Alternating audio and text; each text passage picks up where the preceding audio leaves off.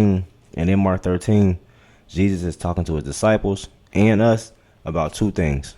One, the destruction of the temple, and two, the end of the world.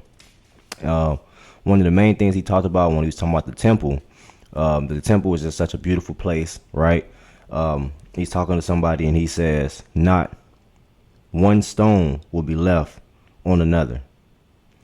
And what he's getting at is how beautiful and strong the temple is. And he's letting it be known that even that will be knocked down and destroyed. And he's just saying that don't be attached to anything that's so strong today, because it will be disappearing, it will be gone. And I just thought that was powerful. But he lists out a bunch of different signs to watch for, like wars, earthquakes, famines, false teachings. He calls all these different things the birth pains. So this is just pretty much signs to show that we're getting to that end of the world. This is obviously after Jesus have been on the cross and died. God has already sacrificed his son. So this is just during the times that we don't know about. This is just when Jesus will start to come back. But he also talks about following into him at all times, especially during the times when these signs are coming. We have all these fake people out here preaching the fake word. He says that you should follow him. You will be hated and even betrayed by family. But if you endure and stay strong, you'll be saved. And that's something we should be working on, period.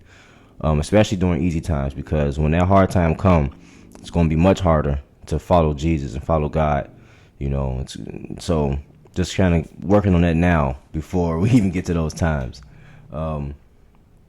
He also talks about what's called the abomination of desolation, which is when something evil stands in a position that it shouldn't be in. So during those times, we're going to have evil standing in position, maybe in God positions. Well, not the actual God, but standing in positions of law, standing in positions of power, acting as if they're godly, but they're going to be evil, standing in that way. And so we have to stay focused, and we can't be tricked and bamboozled by the negativity and the evildoers. Staying in our word, because God isn't a confusing God. He's very simple, he's very direct. So during those tough times, if you're feeling confused or you're feeling doubt, that's not God. God is of faith, and he's of truth and clarity. But after all the madness, Jesus will come very visibly, very powerfully. He's going to come with his angels.